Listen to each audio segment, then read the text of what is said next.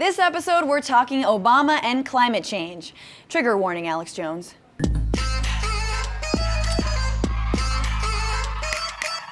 Climate change. The dinner topic that makes your dad go, "Honey, can we please talk about something more pleasant? I hear you had a yeast infection."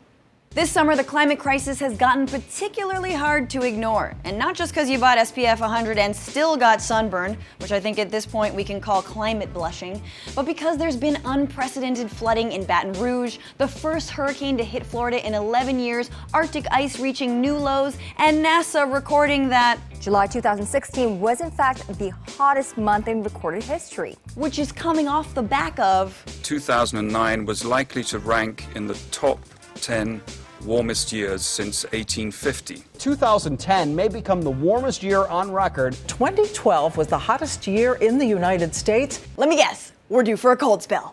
2013 was the fourth warmest year globally. 2014 warmest year on record. 2015 was the warmest year on record globally. But snowballs? So we can't really act surprised at this point because it's been a gradual but steady warming. Like that metaphor about putting a frog in a pot of water and slowly boiling it and then eating it because in the future frogs will be the only thing left for human consumption. I think that's how that metaphor works. When it comes to saving us from climate collapse, what has been 44's stance? He agreed to stop the Keystone XL pipeline, put a moratorium on new coal leases on public lands, and along with President Xi Jinping of China, recently signed the Paris Agreement to keep global temperature rise below 2 degrees Celsius. It's not a binding agreement, but still an important commitment milestone. Like changing your Facebook relationship status. It means absolutely nothing, and yet everything, Steve. Obama's also taken offshore oil exploration in the Atlantic off the table and encouraged electric vehicle manufacturing. Speaking in Honolulu, he continued his second-term commitment on climate change. We've got to unite to move forward. We have to row as one. If we do, we might just save the one planet that we've got. For now, negative Nancy, give Elon Musk some time. You can't rush genius. It makes sense that Obama's taken a stronger stance on climate given what's happened during his time in office. The Deepwater Horizon explosion in the Gulf, Hurricane Sandy, and Trump's quenchless demand for hairspray, no matter the environmental impact. Because you know, hairspray's not like it used to be. It used to be real good. The old days, you put the hairspray on, it was good.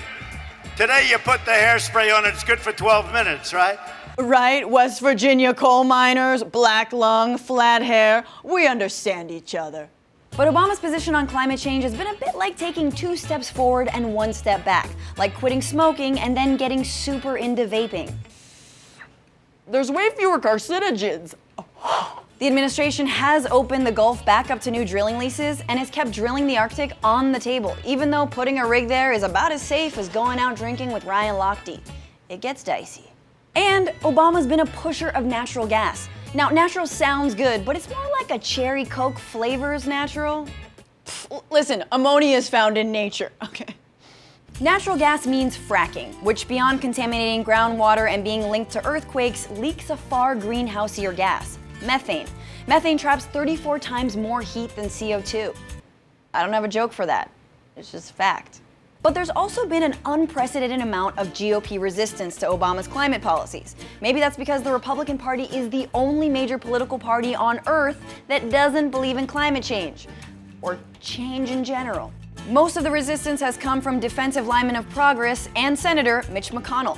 He's made it his personal crusade to stop Obama's 2014 Clean Power Plan that would hugely limit coal emissions and is now stuck in Supreme Court limbo.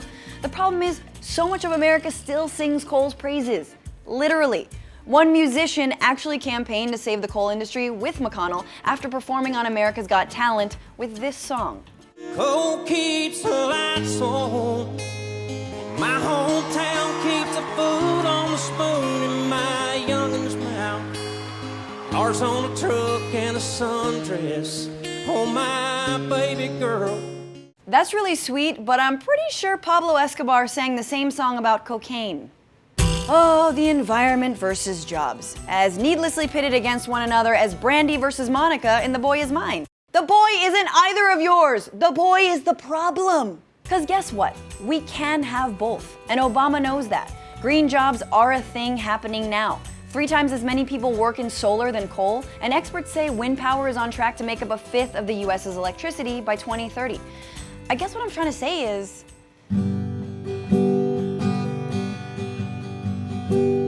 solar is progress, renewables keep on the Wi-Fi so I can binge watch The Bachelorette.